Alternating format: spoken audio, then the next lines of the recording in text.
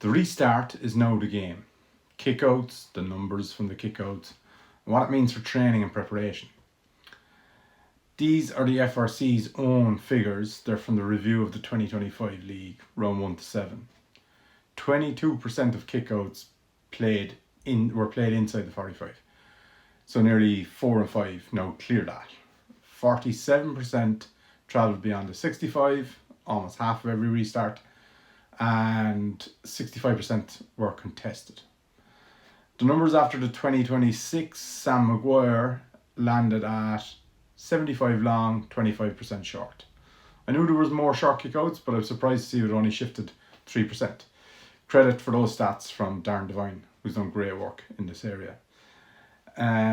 Those numbers show up a level of consistency though, so over 2 seasons. 2/3 of the restarts are now a contest. And nearly half of them are a contest happening 65 metres from your own goal. So teams are now tactically setting up for long ball kickouts. And you win clean, brilliant, away you go. Win a break, it's almost better.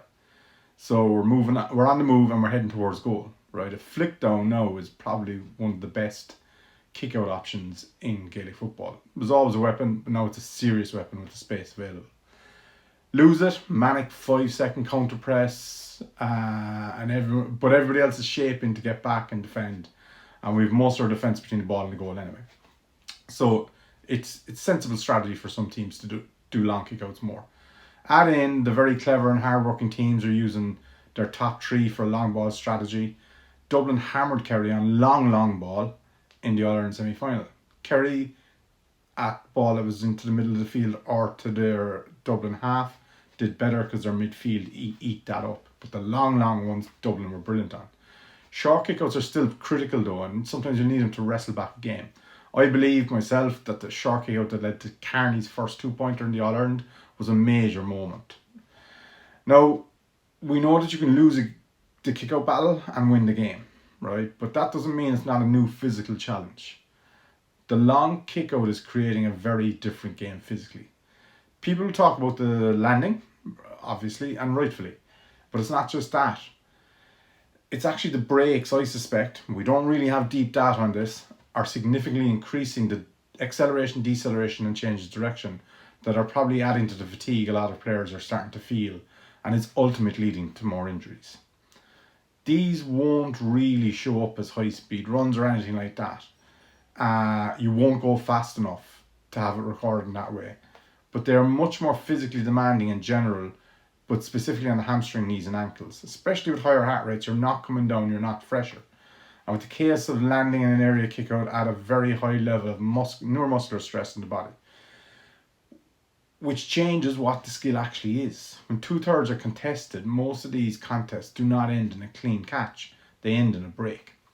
So the highest frequency restart we have in the game is now reading a dropping ball where you're not going to win it cleanly and you're taking on the second phase, your body positioning, you're reading the flight of it, arriving late, moving rather early than static. And to some degree, this was always there. It was in the game, the old game, if you want to think about it like that. But that's a major change from the most recent game. And despite what we nostalgics like to portray, it's nothing like the old days. The old days were often 1v1 and maybe up to max 3v3 in an area. There was less agility, less rucks. But now with tactical innovations, setups like overloads, box outs and all that kind of stuff, there's far more bodies. And far more bodies means more hits, more interrupted jumps, more awkward landings, more unstable landings, and far more short sprints and evasion skills needed. More accelerations, decels, and changes of direction. All high cost to the neuromuscular system. It possibly is the same in slow attack, slow defence, where these bursts of slow play are adding to an explosive output that is being reported to be up in nearly all county teams. Now that I think about it, I'm going off just coaching chats.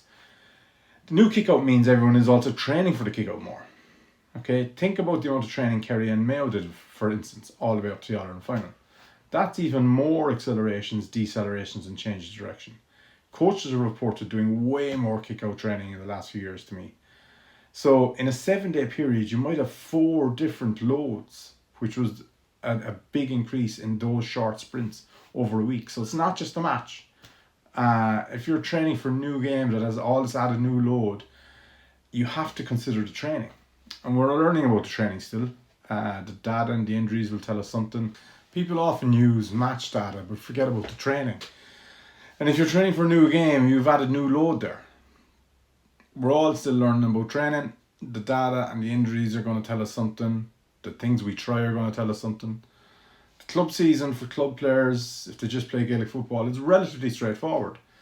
If you play hurling too, it gets complex. And the game needs have separated even more significantly than they used to. Season is a different issue though, and I think would have emerged and indeed already existed as a massive problem for representative players anyway, rules or no rules. So where do we get 12 weeks though? I know I said 8, right? That's for pre-season. That's the prep I think without playing full games you need. But you also need a month off. Minimum. More would be better. But just a month. That's the minimum. And that's a massive issue. Downtime matters. Gaelic footballers know, and many hurlers too, get less time off than professional soccer or international rugby players. Make that make sense. It makes no sense. And it's very damaging to the game. The club season for club players is relatively straightforward to plan for if you just play Gaelic football. If you play hurling too, it gets more complex. The game's needs have changed, right? The season is a different issue, and I think would have emerged and has already existed indeed as a massive problem for representative players anyway, particularly between the ages of 19 and 23. So where do we get to 12 weeks? Well, I know I said 8 weeks in the earlier videos, but that's pre-season. That's the prep I think we need without playing full games. You also need a month off. And that's a massive issue. Downtime really matters. All that neuromuscular stuff I talked about earlier is really relevant to this. Gaelic footballers now, and many hurlers too, get less time off than professional soccer players and international rugby players. Make that make sense. It doesn't. It makes no sense, right? So what can we do as coaches, S&Cs, managers? Like I said, pre-season is king. Here are a few things we really have to focus on and a small few examples. Building bigger engines. We're just going to have to do more VO2 running and development. More robust limbs, right? Which means even more specific individualized training in the gym and running. Players have to get stronger relative to their body shape and weight, of course. This does not mean making them bigger. And finally, not exclusively now, but really game team-specific training and ball-based conditioning. I use 2-to-1, 4-to-1 games with heavy constraints that make it very athletically challenging. That keeps the heart rate really high. Okay, you got to build it up slowly. But one constraint is tackle your own man. There's loads of them, but that's a very high intensity game. The intensity is built in. The work rest educates the load. The constraints develop your team strategy and movement. Your S&C coach and football coach have to be joined at the hip, really focused on working together and be able to push each other well as well. It's nothing new that their relationship is key. No, it's an absolute necessity that not even extraordinary talent can survive without it being nailed down. That's just some tips. There's endless other stuff that goes into it. But with more videos to come, I'm going to be breaking down the game further. So keep an eye out for them.